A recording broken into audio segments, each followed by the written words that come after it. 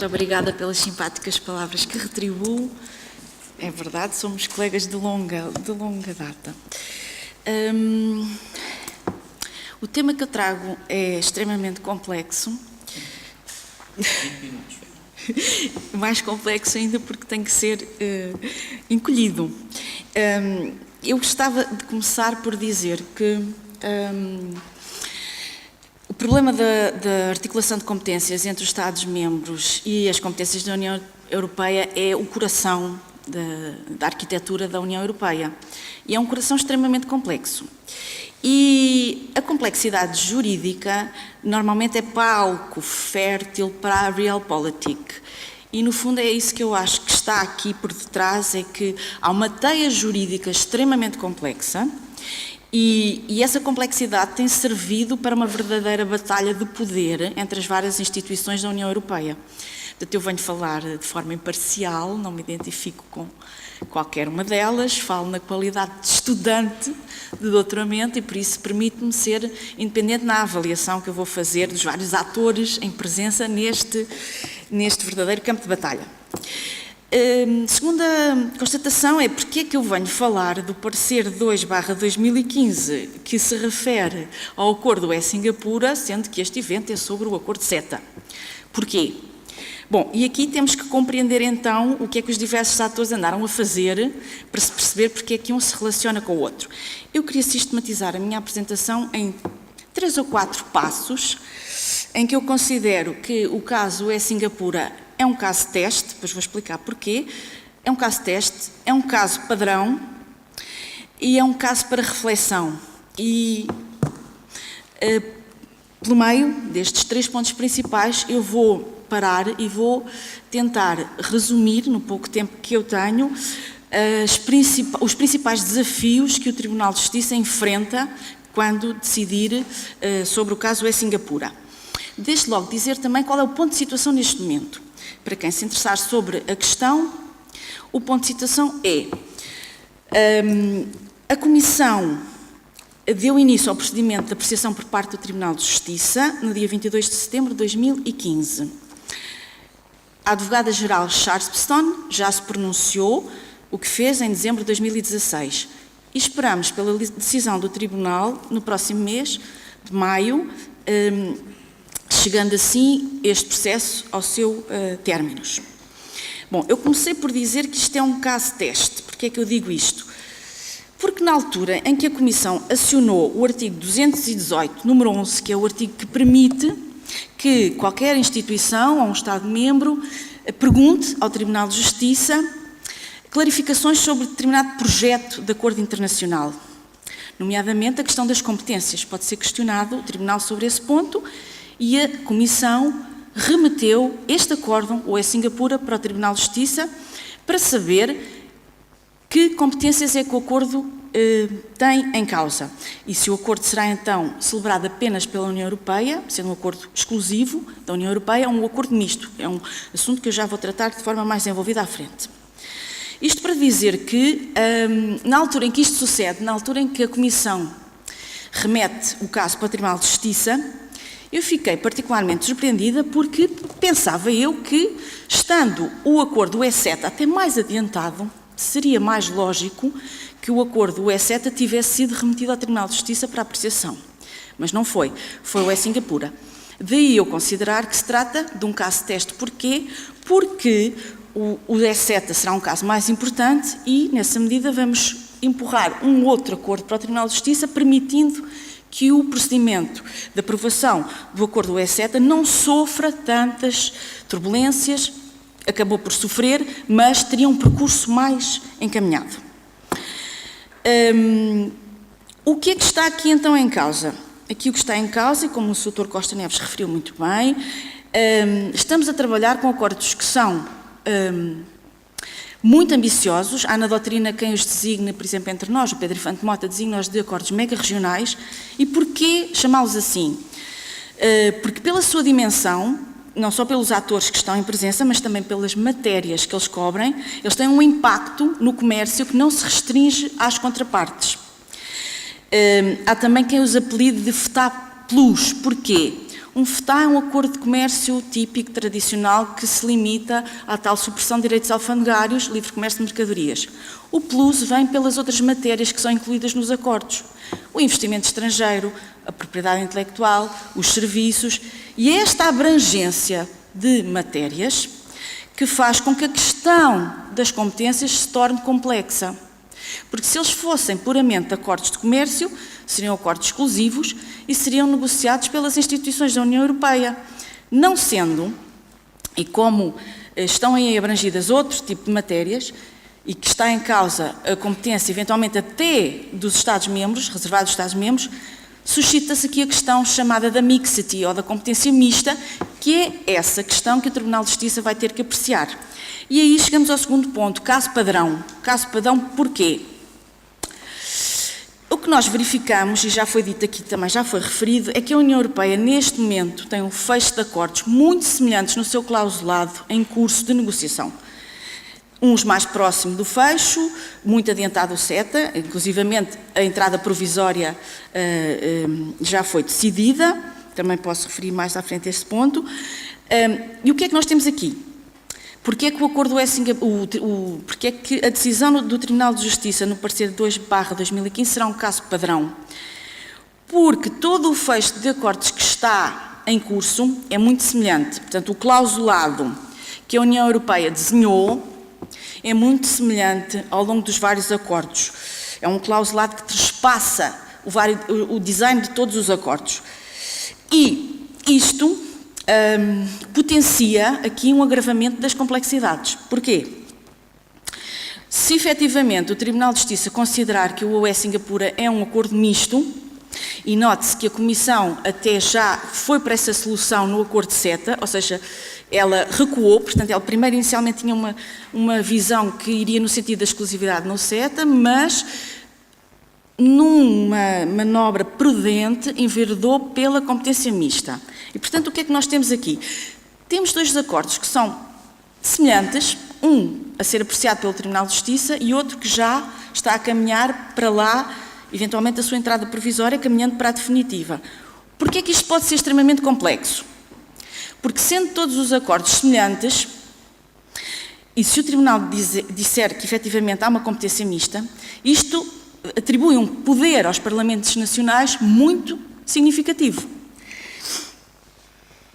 Porquê? Porque quando estamos perante um acordo misto, passada a fase de negociação e términos do acordo no patamar comunitário, o acordo desce para o patamar nacional e aí vai ser exigida a unanimidade dos vários Parlamentos Nacionais, que já fizemos até a contabilidade aqui, significando que basta que um Parlamento diga que não a certo acordo, que isso atribui um poder de veto.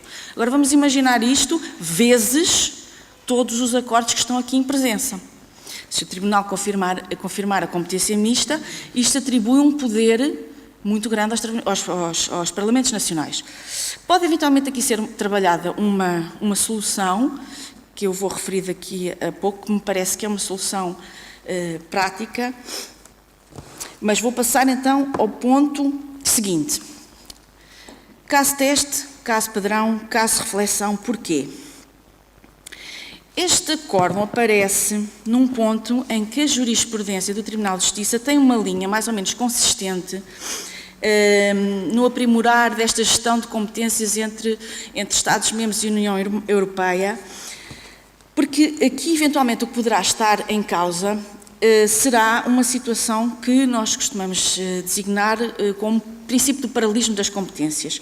E porquê é que eu digo isto? Pelo seguinte: os acordos têm, então, uma área de competência exclusiva que ninguém contesta e terão outras áreas de competência partilhada, nomeadamente no que se refere ao investimento estrangeiro. O que nós temos como certo é que o investimento direto estrangeiro, que é aquele investimento de longa duração, tem a sua base jurídica no artigo 207 do Tratado sobre o Funcionamento da União Europeia. Porém, o investimento em carteira ou de portfólio não se encontra referido aí. E aí coloca-se a dúvida de saber se está ou não no 207 ou se poderá ou não estar referido numa outra base jurídica. Qual é o ponto de situação? A Comissão entende que a União Europeia poderá ter competência exclusiva também para o portfólio, não retirando a base, não lhe atribuindo como base jurídica o artigo 207, mas atribuindo-lhe como base jurídica o artigo 63, sobre movimentos de capitais. E é aqui que as coisas se tornam extremamente complexas. Porquê? E é aqui que o Tribunal de Justiça vai ter que tomar posição. O que aconteceu com o Tratado de Lisboa foi que a União Europeia recebeu, efetivamente, e isso ninguém nega, recebeu competência exclusiva para investimento direto estrangeiro. Isso ninguém refuta, nem a doutrina, nem as instituições, aqui há entendimento unânime. O problema que se coloca aqui é que estes acordos, estes mega acordos regionais, são muito abrangentes, como eu disse, em termos de matéria, e cobrem não só investimento direto estrangeiro, mas também o investimento de portfólio, em linha com o que fazem os acordos de investimento nacionais, porque a União Europeia inspirou-se, bebeu da estrutura dos acordos de investimento dos Estados-membros para montar a sua arquitetura nos tratados que ela tem em vias de celebração. Tanto que certa doutrina fala aqui de um modelo de BIT invisível. O que é que eu quero dizer com isto? A União Europeia não assume que tem um modelo, mas, na verdade, quando nós comparamos, o clausulado é tão semelhante que nós podemos, efetivamente, identificar esse modelo invisível, que é um modelo que ela repete ao longo dos seus acordos e que também é próximo daquilo que se passa nos acordos de investimento dos Estados-membros. Portanto, há uma inspiração que é puxada daqui para cima e depois é reproduzida. Bom, e nessa medida, os investimentos que estão cobertos aí são não só investimentos de longa duração, investimento direto estrangeiro, mas também o investimento de portfólio. E aqui coloca-se a questão da base jurídica para regular isto. E é aqui que temos então a tal guerra, a tal batalha de poderes, porque a identificação correta da base jurídica permite uma luta de poder. Porquê? Porque vai permitir que possam ser uns os intervenientes ou outros, e é por aqui que se pode então fugir para uma base ou outra, tentar ganhar essa dita luta de poder.